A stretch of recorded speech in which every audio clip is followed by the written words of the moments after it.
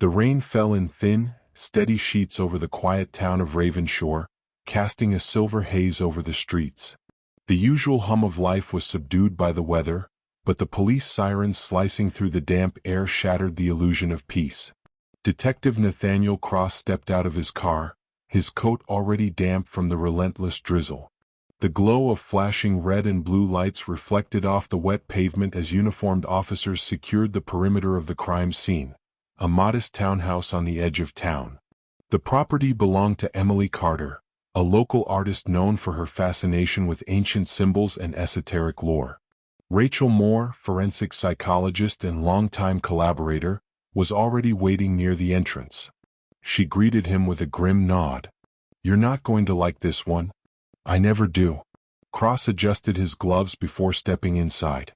It was Emily's neighbor, an elderly woman named Margaret Holloway, who had called the police.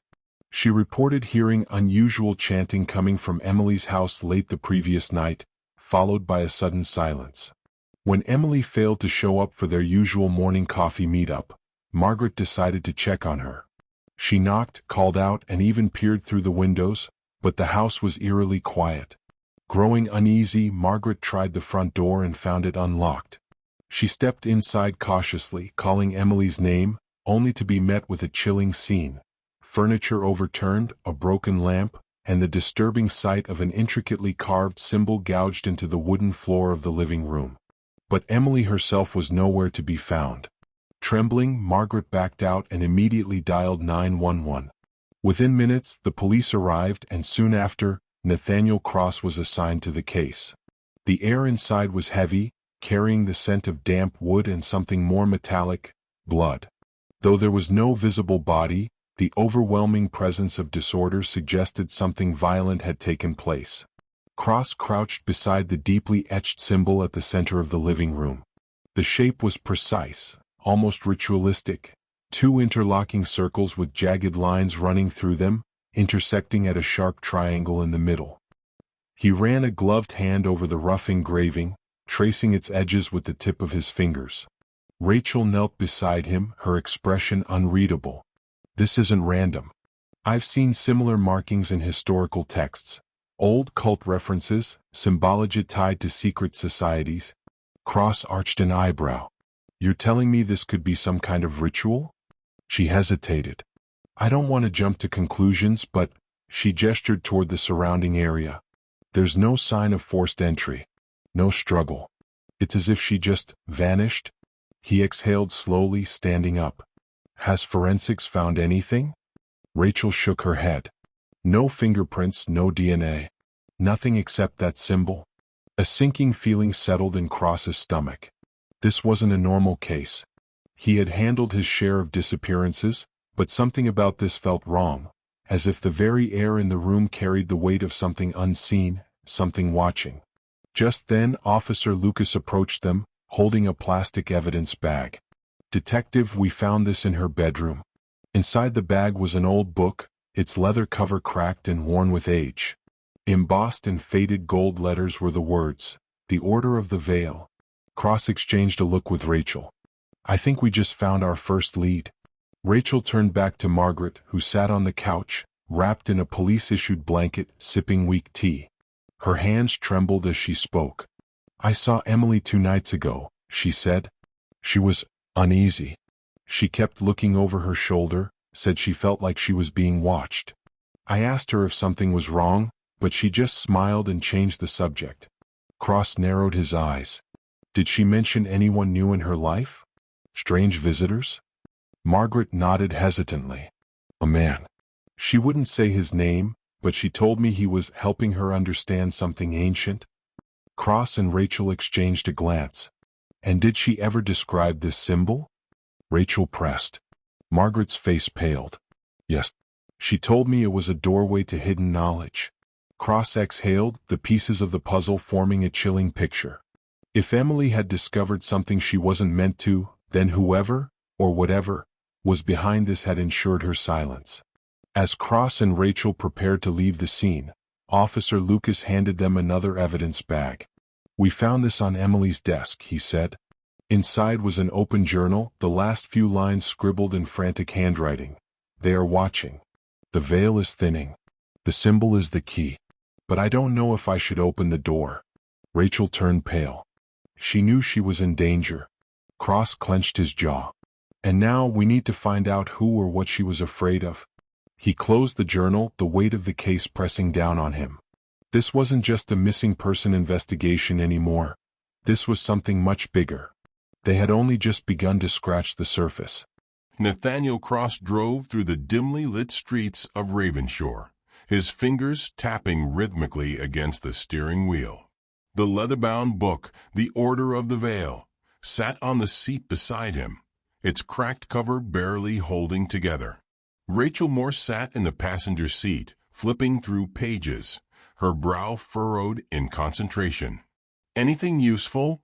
Cross asked, his eyes scanning the road ahead. Rachel sighed, running a hand through her hair. "It's mostly cryptic passages about hidden knowledge and unlocking the unseen. Some sections reference ancient rites meant to communicate with those beyond the veil. The symbol we found is mentioned here, but there's nothing explaining what it actually does." "Great," Cross muttered. "So, we're chasing a bunch of mystics who think they're summoning something out of thin air." Rachel shot him a look. "You and I both know that sometimes the belief in something is enough to make people act irrationally. If Emily was getting involved with this group, she may have attracted the wrong kind of attention." Cross nodded. They were heading to the university, where Emily had been attending a lecture series on ancient symbology. If anyone knew what she had been researching, it would be Dr. Elias Thorne, a professor in occult studies and a leading expert in historical secret societies. The university campus was nearly empty at this late hour, the grand stone buildings looming under the flickering glow of streetlights. Cross and Rachel made their way to Thorne's office, knocking firmly. A moment later, the door creaked open, revealing a tall, gaunt man with graying hair and piercing blue eyes.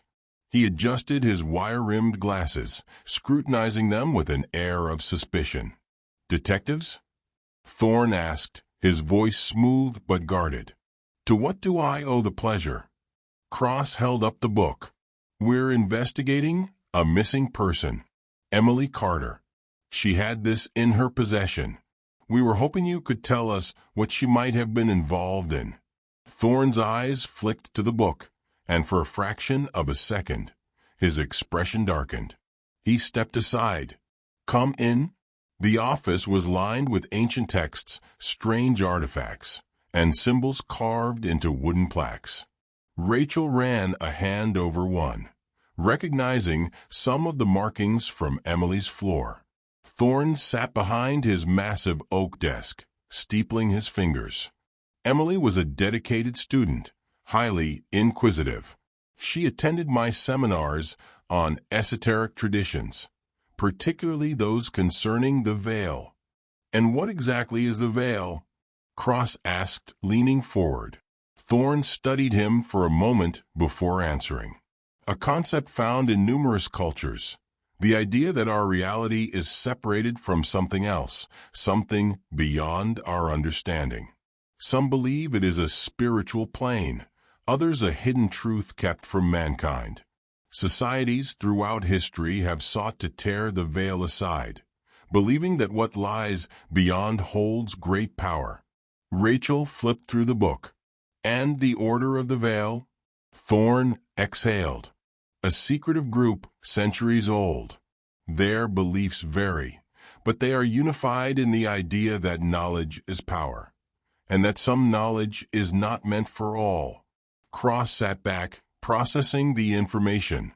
"So Emily was trying to unlock some kind of hidden truth?" "Possibly," Thorne said. "But I warned her, as I do all my students, that certain knowledge comes with risk. Some secrets, once uncovered, cannot be forgotten." Rachel's phone buzzed. She glanced at the screen, and her expression tightened. "Nathaniel, someone just broke into Emily's house." Cross and Rachel were out the door before Thorne could utter another word. the unanswered questions burning in their minds as they raced back into the night. The police cruiser's flashing lights cast eerie shadows across the wet pavement as Nathaniel Cross pulled up in front of Emily Carter's townhouse. The street was eerily silent, save for the distant hum of traffic. Officer Lucas met them at the scene, his face tense. "Whoever it was, they were fast," Lucas said, gesturing toward the broken front door. "Neighbor called it in. Said they saw someone in a dark hooded jacket forcing their way inside. By the time we got here, the place was empty." Cross stepped inside, his senses on high alert. The air carried a sharp, metallic tang, mingling with the dampness from the earlier rain. The living room, which had already been disturbed during their initial investigation, was now in further disarray. Papers scattered, drawers upturned, bookshelves emptied onto the floor. But what caught Cross's attention wasn't the mess. It was the single item placed deliberately at the center of the coffee table. Rachel followed his gaze. That wasn't here before. A thick black envelope, its wax seal stamped with the same interlocking circles and triangle they had found carved into the floor. Cross reached for a pair of gloves before carefully picking it up. Breaking the seal, he unfolded the letter inside, his eyes scanning the words written in deep red ink. "You're looking in places best left undisturbed. Turn back before you, too, are swallowed by the veil." Rachel exhaled sharply. A direct threat. "They know we're getting close." Lucas's radio crackled. "Dispatch just got a call," he said. "You're going to want to hear this. Another disappearance. Same symbol." Cross's grip on the letter tightened. "Where?" "An apartment near the university. The victim's name is Jordan Wells." Rachel exchanged a glance with Cross. That name, wasn't he a student in Thorne's seminar? Cross didn't need to answer. He already knew the pattern was forming. First Emily, now Jordan. If they didn't move fast, more would follow. The drive to Jordan Wells' apartment was tense. The rain had picked up again, drumming against the windshield. The apartment complex was a modest 3-story brick building with a buzzing neon sign advertising vacancies. Uniformed officers were already there, speaking with an elderly landlord who looked shaken. Cross and Rachel flashed their badges before stepping inside. Jordan's unit was on the second floor. The door was unlocked, but there were no signs of forced entry, just like Emily's house. Inside, the apartment was neat, except for the message scrawled in black ink across the bedroom wall. "The veil opens." Rachel swallowed hard. "They're escalating." Cross moved cautiously through the apartment, noting the lack of struggle. No blood, no overturned furniture, nothing to suggest a break-in. It was as if Jordan had simply stepped through an unseen door and vanished. Then he saw it. A book sat open on Jordan's desk, pages marked with frantic notes. The symbols were familiar, variations of the one they had found at Emily's house. Cross flipped through the pages, then stopped when a slip of paper fell to the floor. Picking it up, he felt a chill run through him. It was a class schedule. Emily Carter, Jordan Wells, and 3 other names, all enrolled in Thorne's seminar. Rachel's face paled. "We have 3 more potential victims." Cross's jaw tightened. "Then we need to find them before it's too late." The storm outside intensified as they stepped back into the night, knowing the hunt had only just begun. The wind howled through the dark streets of Ravenshore as Cross and Rachel sped toward the university once more. The class schedule had given them 3 more names, 3 students who could be in imminent danger. Their first stop was Daniel Hensley, a graduate student whose name appeared in Thorne's seminar records. Rachel had already pulled up his address. He lives in an off-campus house a few blocks from the university. If the pattern holds, he could be next. Cross gripped the wheel tightly. Then we better hope we're not already too late.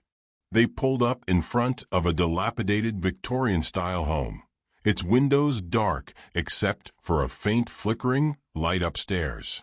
Cross and Rachel moved quickly, knocking firmly on the door. No answer. Rachel glanced across before trying the handle. It was unlocked.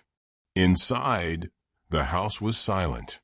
A faint scent of burnt wood and old books lingered in the air. Cross moved cautiously, his hand resting on his holstered weapon.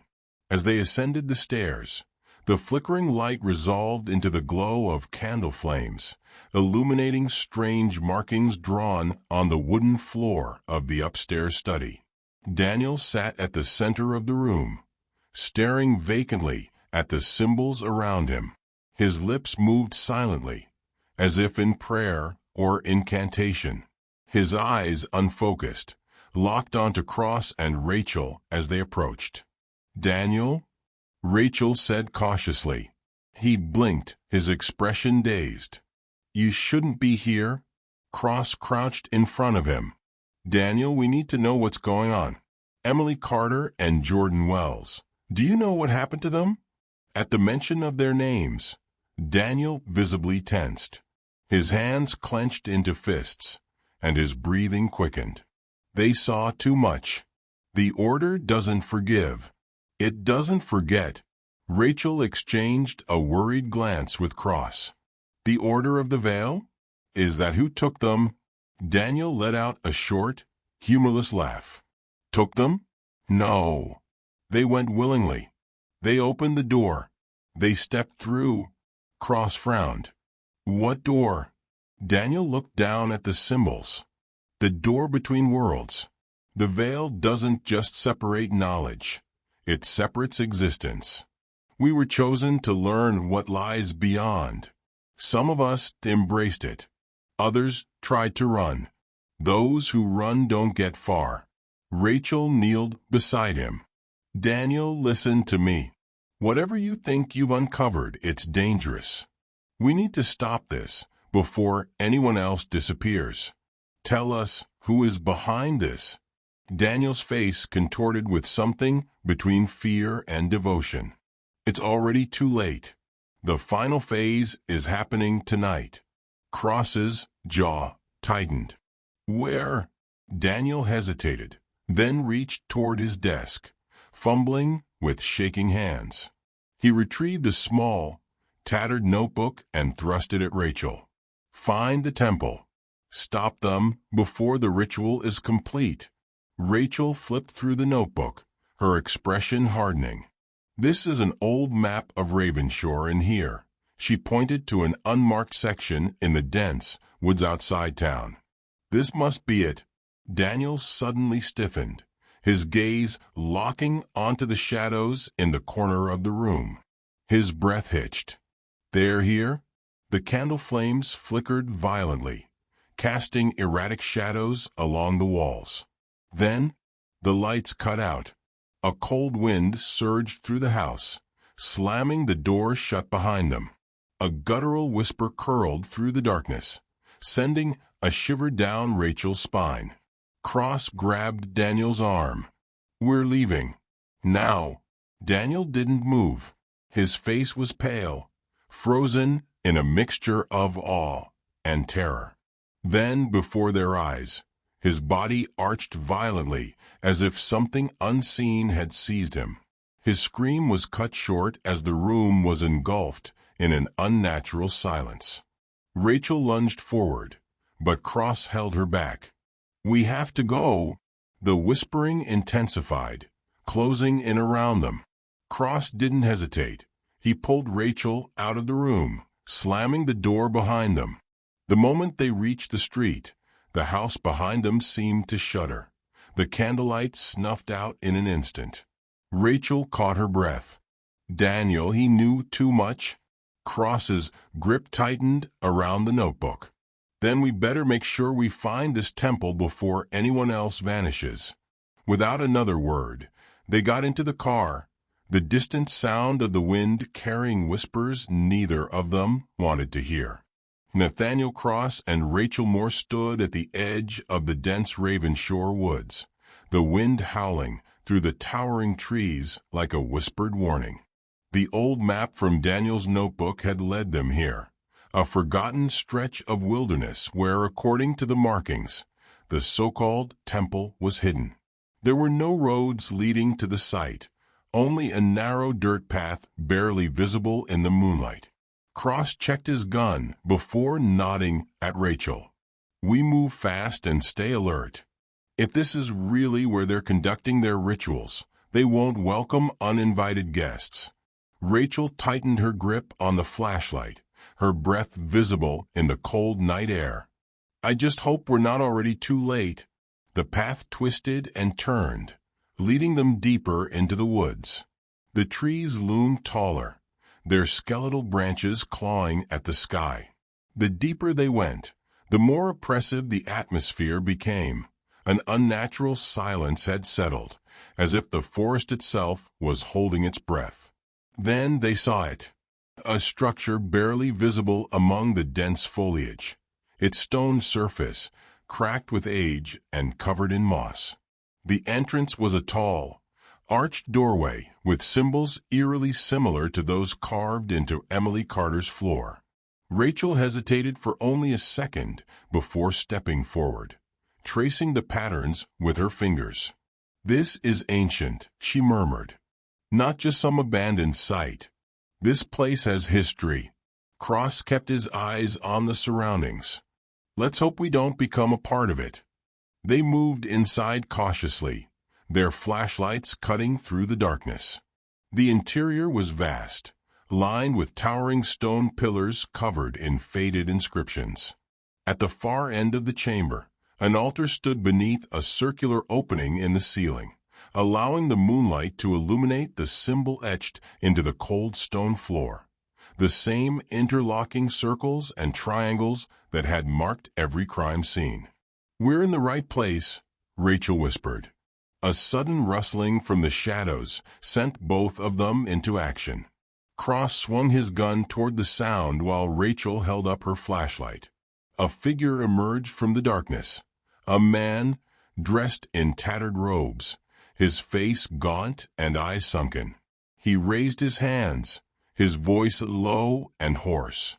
"You do not belong here. The ritual is almost complete.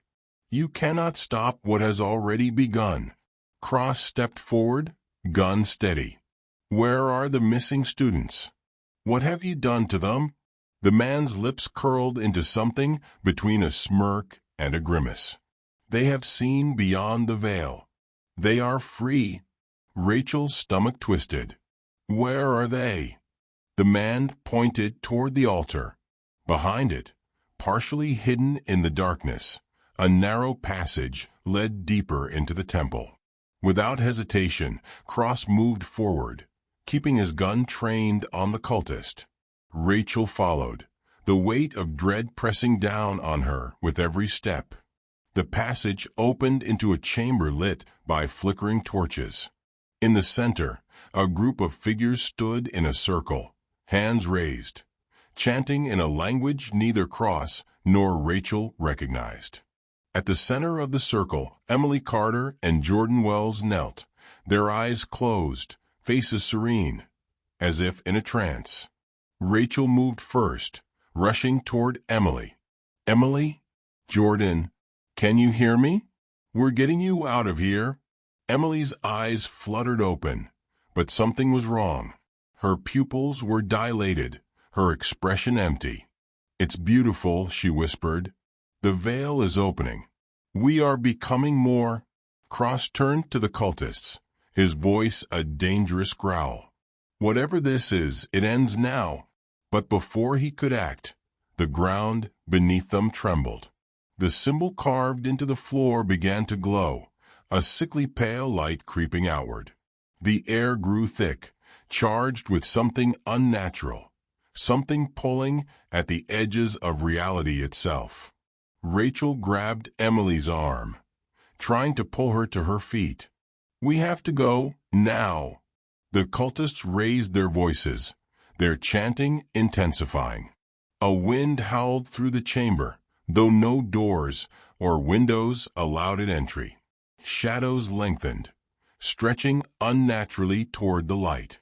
Cross fired a warning shot into the air. Step away from them. The cultists didn't flinch. Instead, one of them turned, an elderly woman with hollow eyes and a knowing smile. The veil has chosen. It cannot be undone. The light flared, engulfing the room. For a brief moment, everything was silent. Then, the screaming began. The chamber erupted in chaos. A piercing shriek tore through the air as the swirling light from the symbol on the floor twisted and pulsed, expanding outward like an unseen force ripping through reality itself. Cross shielded his eyes, his instinct screaming at him to move, but the gravitational pull of the veil had already begun.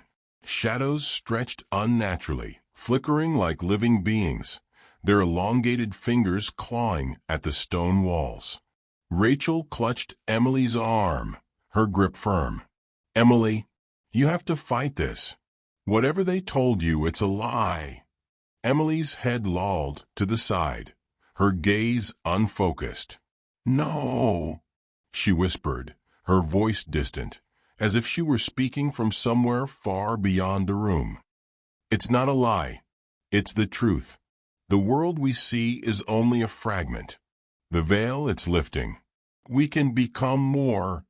Cross gritted his teeth. "That's not your decision to make." He turned his weapon on the nearest cultist, who merely smiled in eerie acceptance. "Shut it down. Now." The elderly woman at the head of the cult took a slow step forward, her expression calm.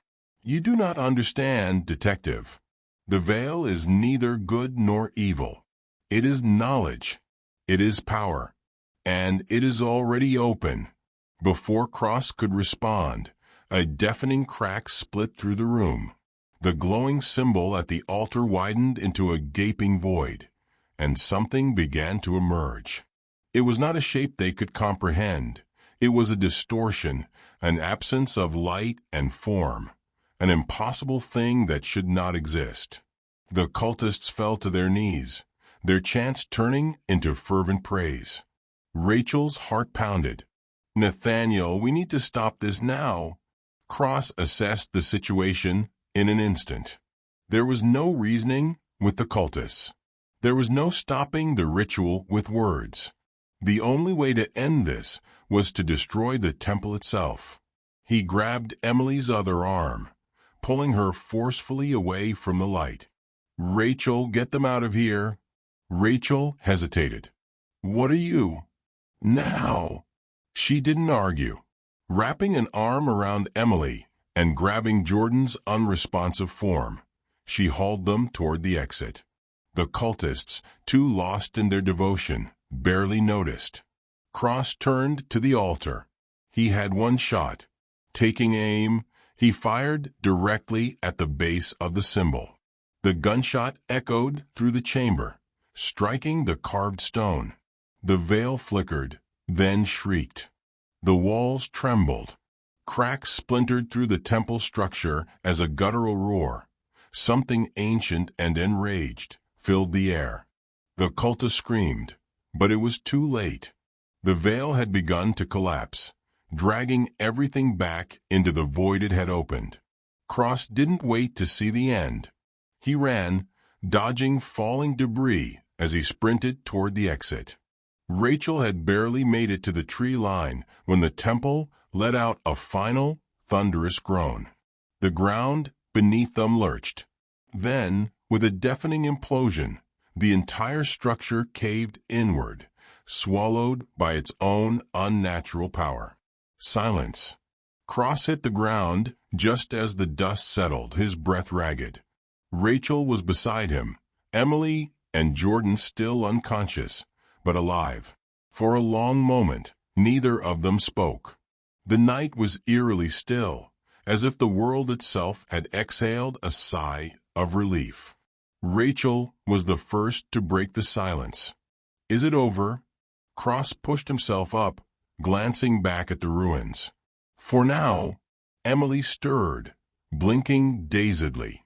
When she looked across, there was no longer the eerie detachment in her eyes, only confusion. "What happened?" Cross didn't answer.